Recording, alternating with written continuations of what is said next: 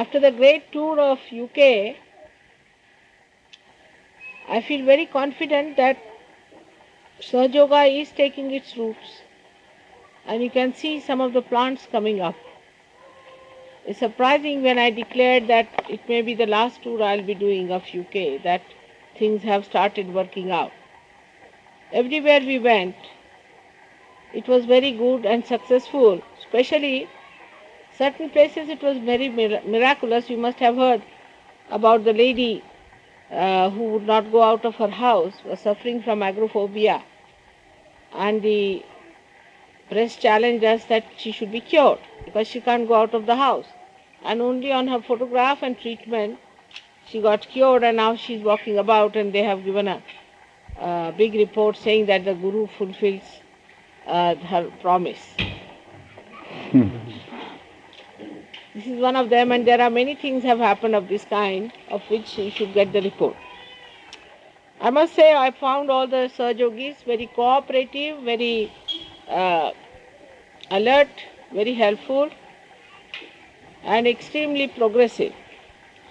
And I was happy that they are trying to come up and improve themselves, build themselves up, and are doing much better than what I had expected, really.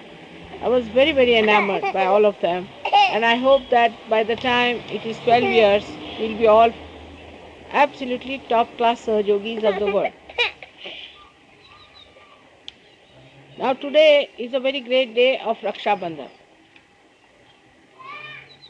So I have to tell you something about Raksha Bandhan. Before that, what was the point?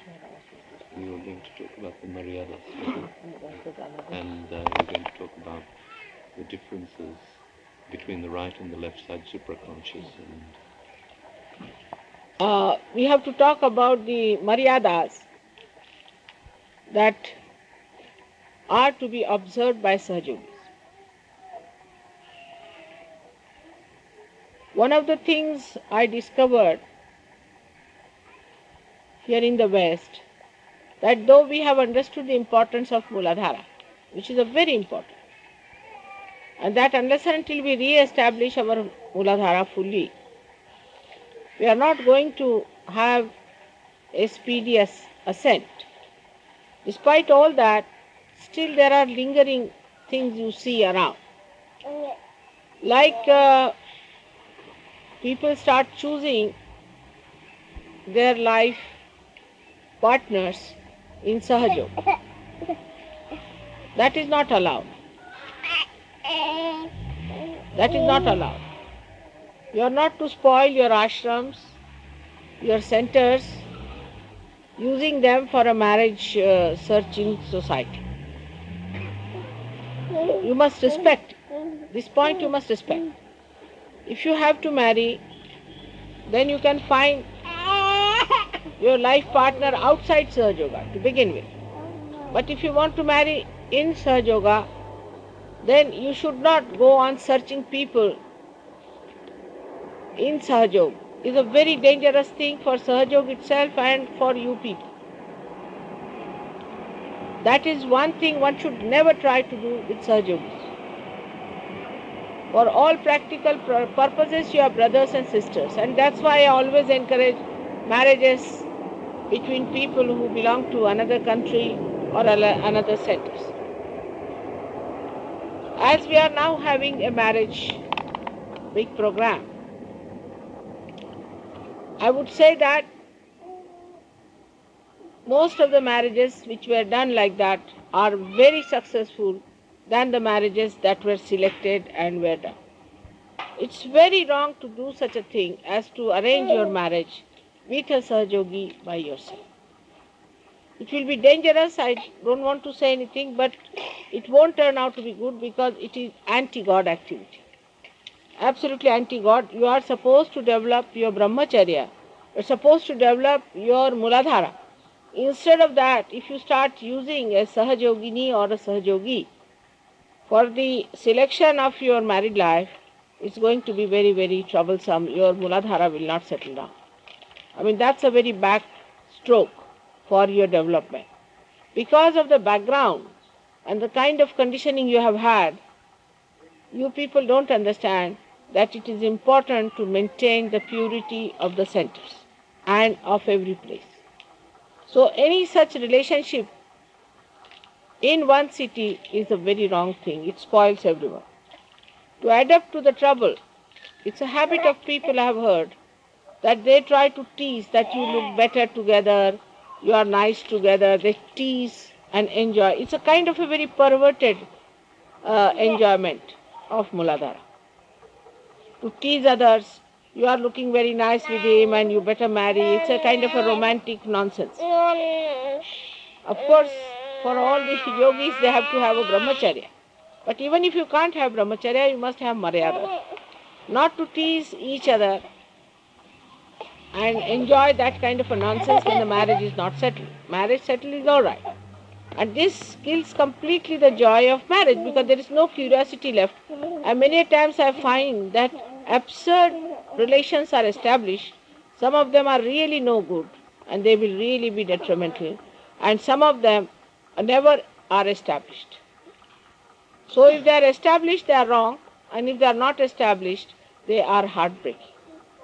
So all these kind of things you should not do. We've got experiences of people who married outside and brought wonderful people to Sahaja Yoga. If you can do it, you should do it. But if you had to marry Sahaja Yoga yogis, you should not marry them at the cost of destroying the purity and the idealism it has. For your own sake, for your own pleasures, you should not spoil the name of Sahaja Yoga. That is one thing I've seen. So I would say that today, as it is the day of purity between relationship, let us know that you have to treat each other as brothers and sisters. No such play should be followed. Don't allow your mind to drift into this. Because if you allow, then there is no end to it. As it is, you know, it is how hard it is to bring you back to normalcy. When Christ has said, thou shalt not have adulterous eyes, he didn't say it because it was not practical. It is quite practical for surgeons. And there is nothing to worry about marriages so much. What is so important? So many are married and what has happened to them? Even with Sahaja Yoga marriage, some of them have failed because of these bad habits. So you better get rid of these bad habits before marriage. Because after marriage also they go on like this and searching for boys and girls. Because if these habits are not curbed before marriage, then they go on lingering on. So one should not try to do all these things before marriage. And I have seen such marriages are never successful so far. And even if they are, it is a sort of a make-believe thing. It doesn't give real joy, it's a joyless pursuit. Maybe in one case, maybe successful, but that doesn't mean that you should take any help from such difficult things, but have normal marriages which are enjoyable, which have created permanent bondages between people. All the marriages.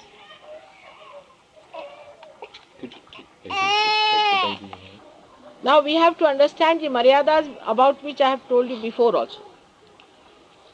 Relationship between men and women are only pure if a certain amount of boundaries are kept. Like supposing you have milk in one container and you have got something else in another container. To keep the purity of one container, you have to keep it in its bounds, in the cup. If you allow them to mix up, if they fall together and they mix up, then there is no purity left. It's a simple thing like that. One should understand. That we have to understand that how to keep our relationships in proper respect to each other's modesty and chastity. Now, for example, there is a girl who is younger to you. You must keep all the distance from such a person. If she is much older than you, then it is all right. You can talk, laugh, joke. She is much older than you. But normally with a girl who is younger to you, even much younger, you should try to keep away. After all, if she is a young girl, not with the children, but still, you must learn these things, how to maintain a distance. Now there's a man who is younger to you, then you must not have any funny ideas about such a person. It's absolutely absurd. If some gentleman is younger to you, it's in only perversion you do such things. See, you should not have any funny ideas about that person. It's only done when there are emergencies, when there's no possibility of a marriage, when there are so many women or so many men, or under perverted conditions. We don't have none of these conditions here. So we have to behave like normal people. And when the proper atmosphere is given to us, why not make use of it? Why should we create absurd things? Then they come out to me saying that, Mother, now we have decided to marry, let us marry. I have to say yes. Many things I don't want to say yes, but I have to say yes. But creates a very bad precedent. Maybe that in certain cases, as an exceptional case, I might have chosen to marry somebody like that. But that doesn't mean you should take things into your hands and just start doing things like that so that I'll have problems later. Because once you do like that, then anybody starts doing, it's a kind of an aggressiveness. That you arrange something, come to me, say, Mother, we want to marry. Now what am I to say? All right, marry. But it creates a problem for me, for the rest of the people. They'll say, all right, if he has married a girl who is 20 years younger, why not I marry a girl who is 30 years younger? You must understand my problems. If you ask me for something, Mother, should I do it? You really force me into it, I have to say yes. I cannot be very strict with you because I am your mother.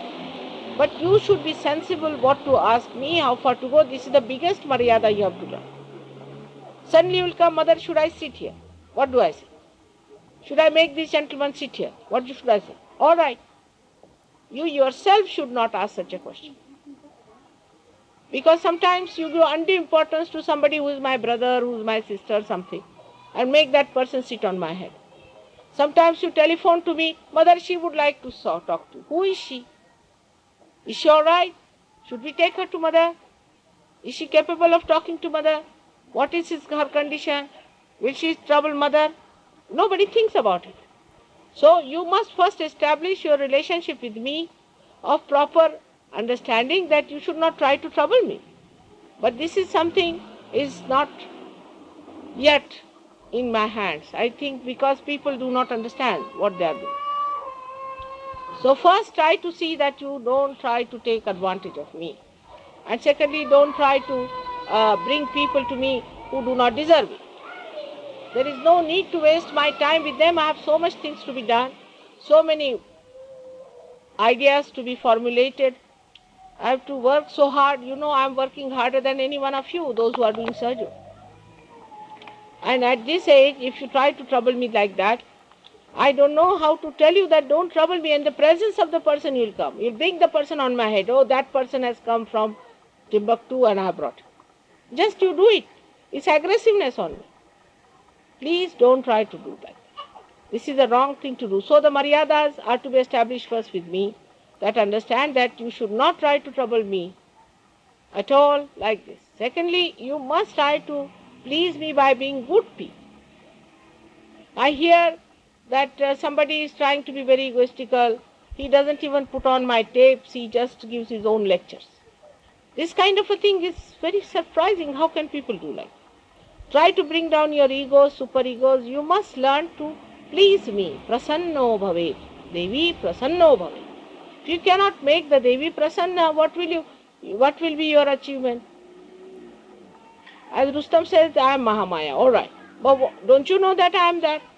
So try to keep to it and keep that understanding that if you have to grow, we must have proper relationship with Mother. And we must understand what will displease her the most. Am I pleasing her by doing this? But if you force me, if it pleases you, will do. Then what am I to say? All right, go ahead. If it pleases me, I'll just spontaneously say, all right, it pleases me, go ahead with it. Like that, so many things are there that people just try to force on me and I say yes. But I'm very cunning and clever in that because I tell you in a way that you should realize that it is not joy giving. All right, whatever it is now, the second thing is that the maryadas of relationships between you is relationship of pure love, of purity.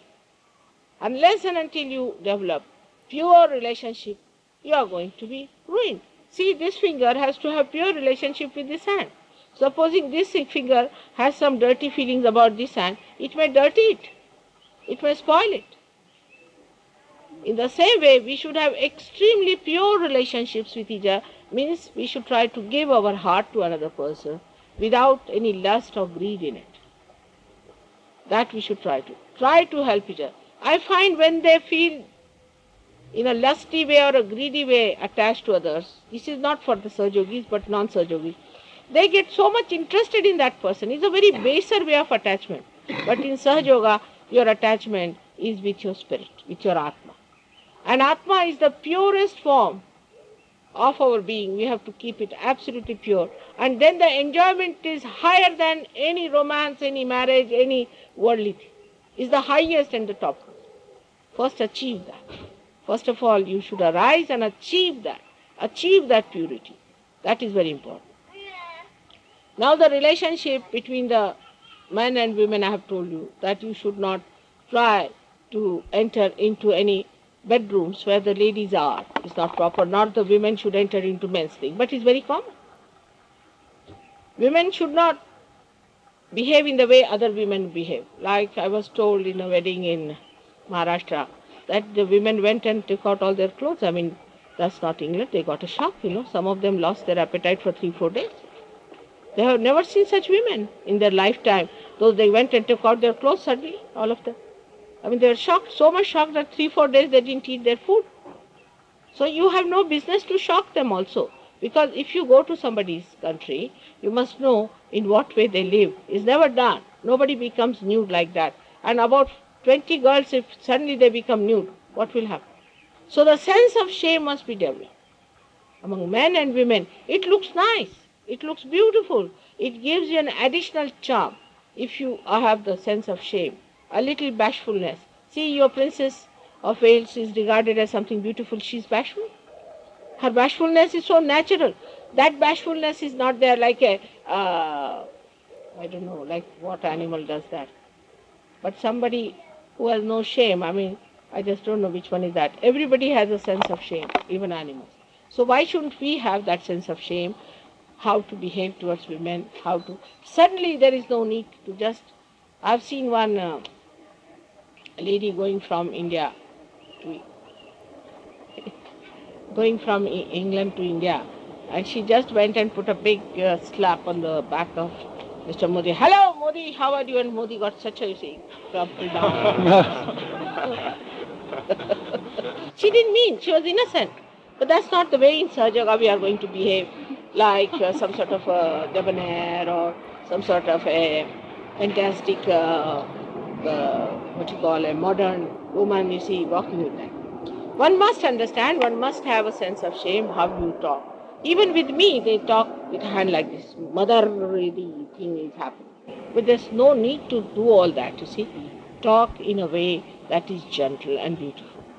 The other day I met a very nice taxi fellow. And I tell you, his gestures and things were so beautiful. Immediately I said he's a realizer. He would not say anything without putting his hand like this and with his eyes down below. He would not say something like that. Nothing of the kind. So sweet he was. His whole gesture, he's an Englishman, brought up and bred here. Not a single vulgar word he said. Like one of your players was so stupid when Princess Anne went to meet him, he said all kinds of things, you see. It's a kind of ego or stupidity, I don't know. Because how you talk, how you speak, everything should be saintly. You are saints now. Do you realize? You are all saints. So how you behave with dignity towards each other, how you respect their dignity, how you live is very important. And that you should try to maintain in a way that looks like a saintly behavior. You have to be a saint.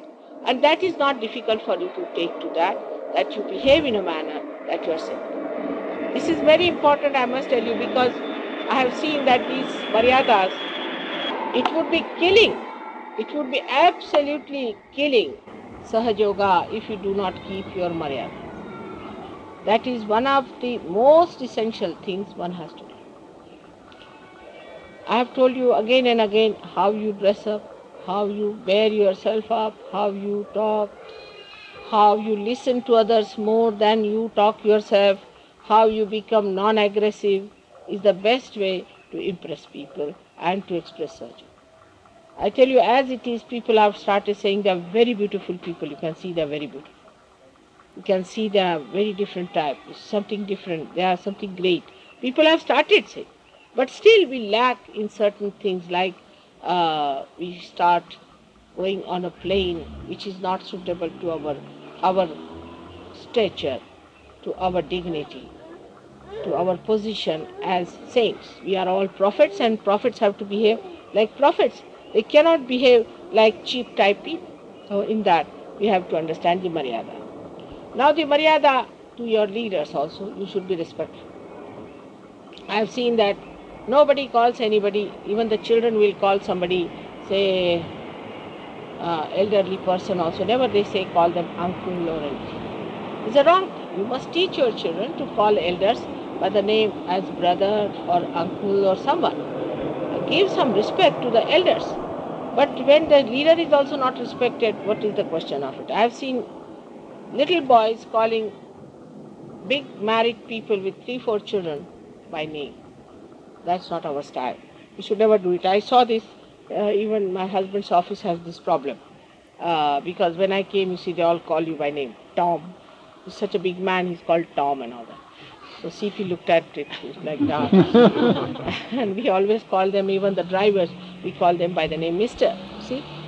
So we couldn't understand why is it like this. Is he being democratic or something like this? See, that's how we become democratic. We must respect. We must respect each other, must call them by higher names, especially when in a meeting there are people, you should call them each other, even your friends, by Mr. So-and-so. It's all right for me to call you, if it will look very funny if I call Mr. Brown or Mr. Reeves, because they are my children, you say I'm their mother. But for you, because you are on equal this thing, at least call them Mr. and say something in a way which is good. Like English language have many words like please, thank you. All these must be used profusely. We are going back a little bit. We are now becoming much more modern. That we should give up and become less modern and more elevated. Now the whole idea of this Maryada is such that when you have called somebody a sister or a brother, then it is not only lip service, you are my sister. It is something innate and very deep. You have to develop that feeling of a sister, because that's how your sublimity will go, your left Vishuddhi will improve, your Vishnu Maya will be satisfied. If you call somebody a sister, the sisterly and daughterly relationships and motherly relationships always bring down, you see, the so-called ego which is hiding in the left Vishuddhi. So try to be kind and gentle with the person you call the sister. Stand by, look after. If somebody you call your brother, you have to pray for his protection, then you must know that you have a right to ask him for his protection also. But you must also give something to him, and you must try to look after him, welcome him to your house, and treat him as somebody, a part and parcel of your being, because he's very much near to you, because he's your brother and he's much closer. But such a brother should not try to dominate the wife. This is the Maryada. Again, like a brother is, some boy is very friendly with the brother, or a lady is friendly as a sister, then she should not try to put a wedge between the husband and wife. That is the worst thing to do, is to put a wedge between husband and wife. Anybody who tries that must know is a mean person. One should never try to put a wedge between husband and wife. I know there are problems between husband and wife, I'll put them right. But you don't try to put any wedge between them. And don't try to create a problem. If it is problematic, it is for me to solve, not you people don't have to solve. And don't interfere with their married life. Let them be as they are. I will find out how they are. I'll try to help them. But it's very wrong to play with their married life or with their married problems and suddenly jump on somebody. Is a very wrong thing, which is very common here. A woman is in distress, you see. A man will come to help her. Even if she's married, he'll elope with her. This is how he comes to help her in the distress, to create another distress for her. So this is how one should understand that this kind of a cheap heart-giving business and taking business is not for Sahaja. in our heart resides the spirit. We are dignified people, and in that dignity we have to rise and live with that dignity, not to cheaply allow the spirit to be insulted or dominated or subjugated to anyone. Now the relationship with children also one should understand. I've seen some people have a habit of getting a child very much closer and pampering that person. Oh, that child is this thing. Oh, that child.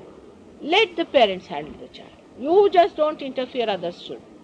Don't interfere much with them. If you find any child is such and such, inform me, I'll cure the child. But if a child is being spoiled by you, it's the worst thing to do is to harm that child, is to spoil. Children here are very clever and intelligent, you must know. They are very good at manipulating. They will because they are extremely precocious. They are realized souls. They are born in this country. What a combination. At that time, you must be very careful as to their training. From the first 5 years, all the parents must be extremely strict with children. Extremely strict. Don't allow them to overpower you or manipulate. It's very important. If you allow them to overpower you or to dominate you, they'll sit on your head. Tell them not to do like that, and one day will come when you will come and say, Mother, what to do? These are realized souls, and you see, we were looking after them. They are not deities. They are not deities to be worshipped. They are only realized souls. So keep them at that point, and you are my trustees of those children. And if you spoil them, it is you who will be held responsible. You have no business to spoil the lives of these children as Sahajogis and their chances of ascent.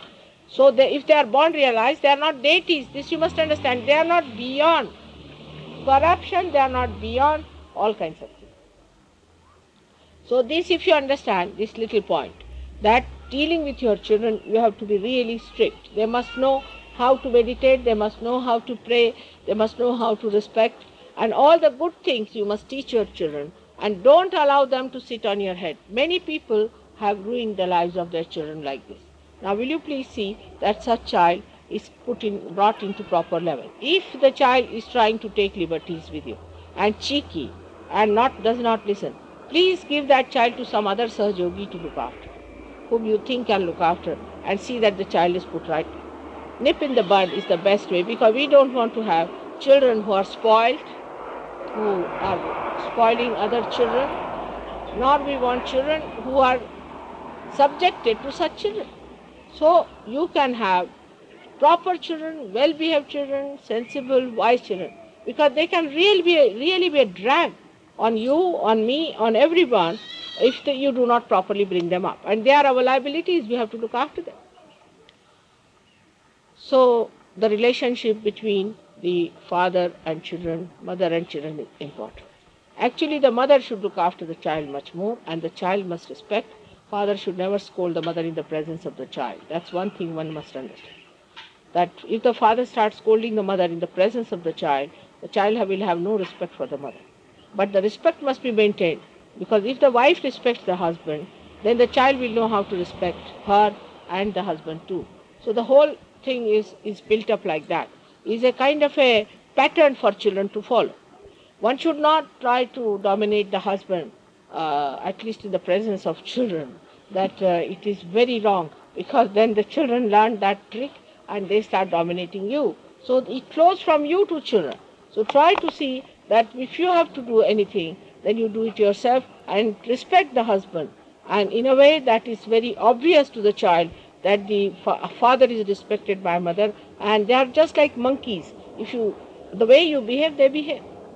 So you allow them to behave in a particular manner, they will behave that way. But if you put a good pattern, the other day I was thinking how Indian children are so obedient, so sensible. They will never ask for it, I want this, I want that. They never manipulate. What happens? What happens? How do they do it? The reason is, I think, is a good pattern in the house. Everybody knows whom to respect, how to behave. The relationship with Sahaja Yoga has to be even more than this, much more subtler.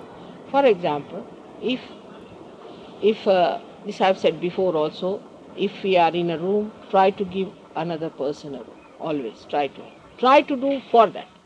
If you have to pay, better pay yourself. Not that wait for another person to pay. Try to do it yourself. Run forward to do it. You see, if somebody is carrying the luggage, you run. You do it. That is the way a Sahaja Yogi should be. Mostly children are like that. They'll say, I'll get it. I'll do it. I'll receive it. Maybe ego you might call it, whatever it is. But that is the style you all have to achieve by organizing a proper type of an image for the whole society, that if somebody needs something, you run up. You want water? All right. You want this thing? You take mine. Food also, same thing. First, let others have. Not that you should have anything. How you eat your food is very important. Everything is very important for the children to see and to behave like that. In money matters also I have seen that people should be very, very sensible and should have proper maryadas. Now, with me, whatever maryadas you want to keep, you must understand. It is very embarrassing to talk about it. But so far, as you know, that I had to shell out a lot of money to manage many funds, many things. And last time also we had many people who came free, doesn't matter. But now, as it is, they have put a, will you not do just now? In my lecture, why should you do? Just do it. At the time, now, when we are talking about maryadas, we must know that in any case, mother should not be made to pay anymore, because we are so many, we should try to manage if possible. Like yesterday, I had a person from BBC and he said it is wrong of you not to take any money from them. I said, where is the money? No question of taking. I have to pay myself. It's no question. But he said, I said, it is so invaluable that how can you charge for it? You cannot charge for it. It's very invaluable. The spirit is very invaluable and you cannot charge for it. So he was insisting, I mean, it took half an hour on this subject only. He said this Anglo-Saxon brain won't understand unless and until you make it little more money-oriented or something. I said, I cannot. Tell me how much to be paid. Just to shut him down, I said, what about Christ? How much money did he take? By God's grace, I am quite well off and I really don't need either. But he needed. Still, he never took any money from anyone. Then he kept quiet. But this is what it is. You see, that people think that you are getting it easy, cheap, and that's why you want to take advantage, which is wrong. You must respect and understand that it is never good to take any advantage of it. On the contrary, whenever it is possible, we should try to do whatever is possible for Sahaja. It's very important. Try to surrender. Not that I will take any money from you, you know that, I don't want any money or anything. But surrender yourself. Absolutely to Sahaja Yoga. That's the best way people have risen and have done so much. Now the relationship among yourselves, among different groups, among different nations. We should try to help people who supposing there's a couple now wants to go to India to get married. Now if they don't have money, of course I'm there. I said, all right, they need not pay any money, I'll pay for them. But Warren has put down his foot. He says, why not the people or the center help them out for the time being? You see, because they help. Now supposing they have helped somebody, he had no money, he went to India, he got married and then he got lost. You see, he misbehaved. In the sense he doesn't talk to anyone, he thinks not enough of himself, then he started behaving in a funny manner. So a kind of a feeling came into their mind that why should we do it? If you do it for somebody, he behaves like this. If you try to help somebody, is this a natural reaction that if you try to do something for someone, then people try to misbehave? That's not so. Must be one person has done it. That doesn't mean that everybody has done it. That's what it is. They say that a kind of a barrier is built in a person who is helped by us, their ego is challenged, and he tries to behave in a manner which was never known before. And he starts behaving in such a funny manner that he doesn't talk to anyone, he keeps out and he becomes mad with his ego. So his ego is hurt. There's nothing to feel hurt, because if you have no money, and if it is one part and one body, if somebody helping you out, doesn't matter, you can help when you are well off to somebody else. But when it comes to you, you give up. So this is a very absurd thought type of a behavior of one individual or two or three or maybe 5 or 10, doesn't matter. But still we must not forget that we have to help. We have to help as many as possible. And we must try to do whatever is possible for us, for others. This is important. If we cannot do for a group like Sahaja Yogis, whom are we going to help? So we have to give that help. Now in Sahaja Yoga itself, on the subtle basis, we should not try to judge anybody's vibrations. It is very common in people, oh, you are caught up on your argument. Oh, you have got this wrong. Let me clear you out. You sit down. Morning till evening, without meditating, they are clearing each other's chakras and catching on us. It is absolutely wrong idea.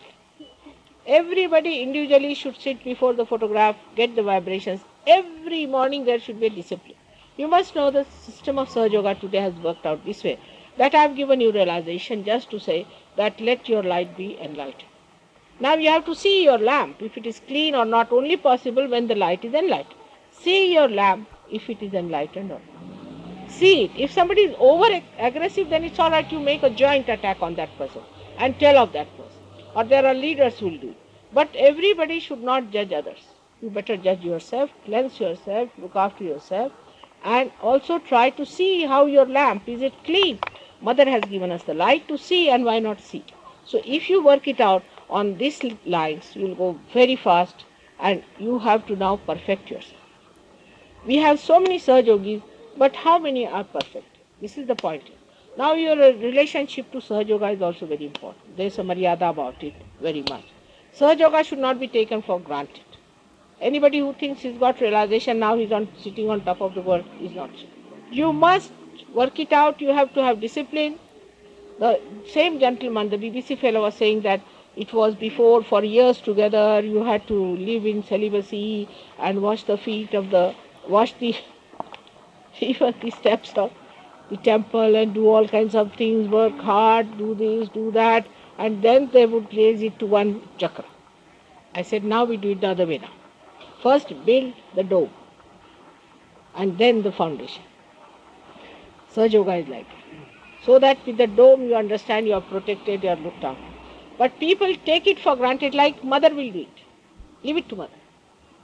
No, it is not so. You are my hands. Supposing my hand have to lift this, I should say that Nirmala will do it. Now which is Nirmala? These hands are the Nirmala at this point.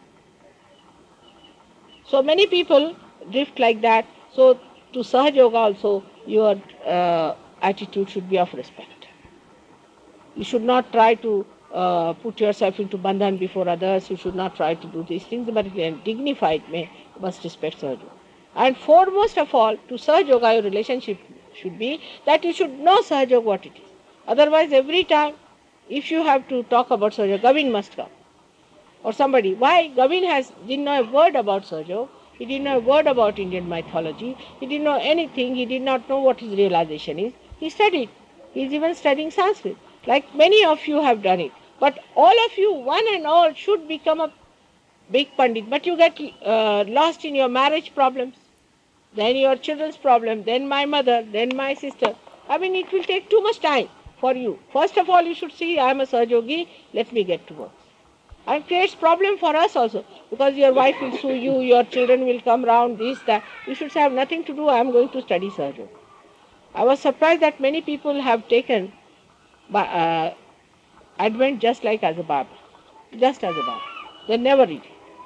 I was surprised that some people do not know what I have written in the Bible. So it is like the Jews, you see, having a golden Bible tied up here. They keep the Advent in a very good cover near the photograph, worship it, finished, and the knowledge goes into them. You must read some chapters of, at least of Advent, if not anything else. There are so many books you can read, I have told you. Try to make your own library, try to improve in it. Everybody must try to perfection it. You should never be a liability on Sahaja Yoga, but a great asset of Sahaja Yoga. That's what everybody should try to be. That your problems I will solve. But you solve they go into an ashram and then they think this is their house. They live there, they manipulate all the money that they save and this and that, develop this, want to make everything comfortable. They never think that this is not my ashram, I am doing it because I am a Sahaja Yogi. This is the ashram of mother.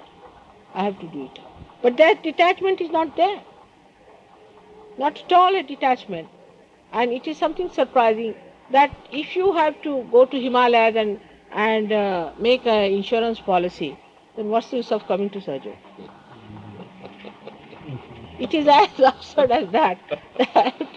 We are writing to insurance policies that I've gone to Himalayas when I die, give my property to this one. If I don't die, I'll come back after 10 years. And nicely packing up in a nice plastic bag so that ice doesn't spoil it. It's absurd as that. So you should not have anything. Now some people have a habit, oh, I'll get a house for myself, get my wife there, children there, finished. That's it. All such people should, for a change, leave their houses, come to ashram, put some other people in the house. Because they're getting attached. You see, how will you get detached? Is there any way out? But that is very important in Sahaja Yoga. Unless and until you are detached, you cannot ascend. Supposing you have all the tentacles down here on the Mother Earth, and you say, let this plane fly, how will it go? So those people who have houses of their own or buildings of their own or anything flats should give up their houses, not to be that comfortable, get out of it. Ask some other people to shift and you shift to the ashram. Go on shifting, training your mind to shift, to live with everyone, to be able to share and to do things. I have changed 40 houses after my marriage. You can imagine, and the kind of a house I have to carry. What a very multi-purpose house. And I have changed about so far 40 houses, and if I change now this house, Hester's house, it will be the 41st. You can imagine, I have been married 40 years, 41st house I will be changed very soon. Of purity must be understood in everything. Is it pure relationship? Am I living in this ashram in pure relationship? Because this is the house that is giving me comfort, that's why I'm living in this house, or I'm just living here just because it's an abode, I'm here, today I'll be here, I'll be there too. You'll be amazed, you'll enjoy every part of life. As soon as you're attached, you are doomed. It's a headache to be attached to something. Then you hanker. My wife has not arrived, oh God, what to do now? I must telephone to her, get her here. But if you are detached about it, she'll come in time. Not only that, but you'll enjoy her company. Otherwise you'll shout at her, why didn't you come in time? I was waiting for you. So why were you waiting to scold her and to shout at her and spoil all the relationship? Just see, the absurdity of the whole thing is the attachment. You should get completely detached about everything and you will enjoy. Just enjoy. But in that also one has to judge, you're really enjoying or you're just making a drama out of it. Try to be sincere. Purity is brought forth by sincerity. If you are not sincere to yourself and to others, you cannot be pure. And purity is the main thing you have to achieve in Sahaja Yoga, apart from the unity which I have given you. But if you do not use this unity for purity, no use. So this light should give you complete wisdom that you enjoy a pure, good life. You are married, all right. You have a life of enjoyment with your wife that I have already described to you. And with your wife, how to behave also I have described to you many a times. Or with your husband.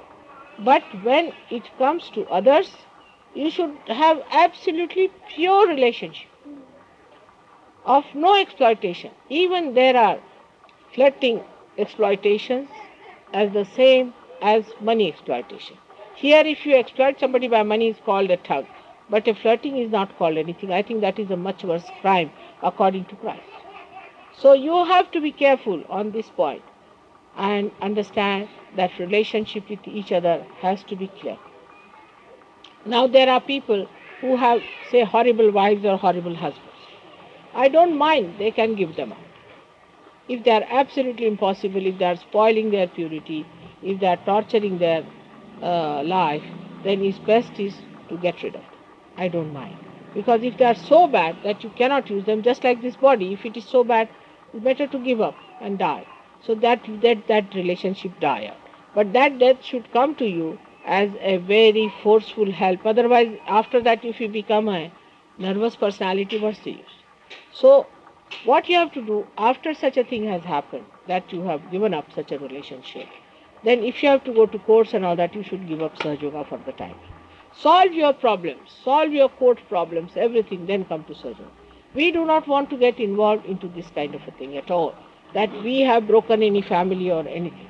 If you cannot carry on with a wife, not a Sahaja Yoga should not be an excuse, because you cannot carry on with her.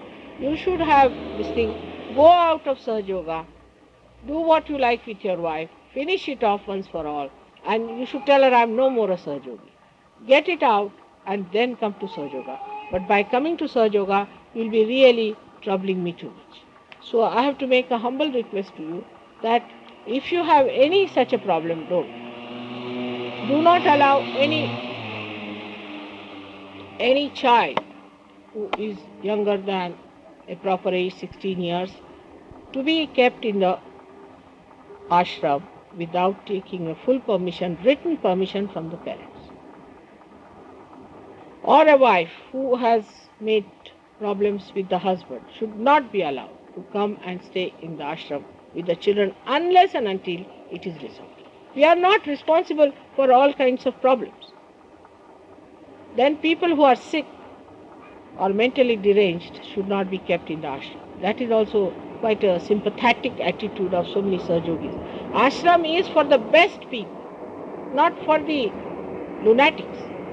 So please do not get such people who are no good. We do not want such people to come in the ashram who are going to ruin the reputation of ashram. So also that you have to start. So coming to the relationship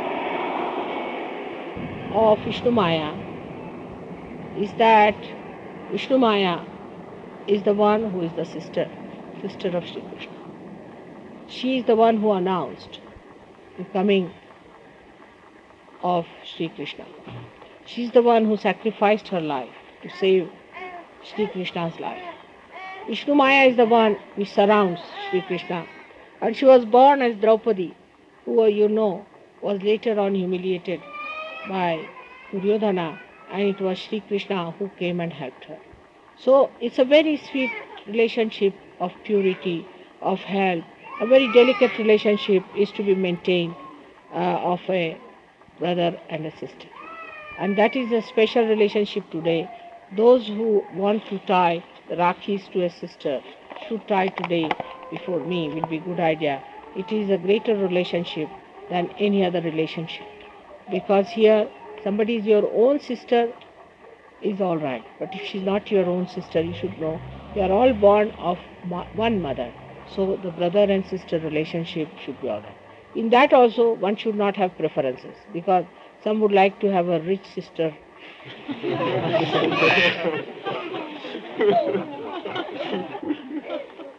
Or some sort of a nonsense like that.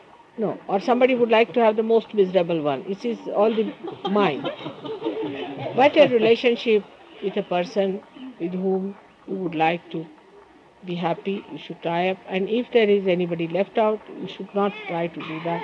So anybody who is this thing, I would say that best thing would be to have your lucky dips, I think, for people. Something like could be done so that they choose their sisters and tie the things. Whichever way you like, you choose it. But I have got some nice Rakhis for you. That should be done today. And I'll be very happy. And then we'll do this little Havana for the Vishnu Maya. May God bless.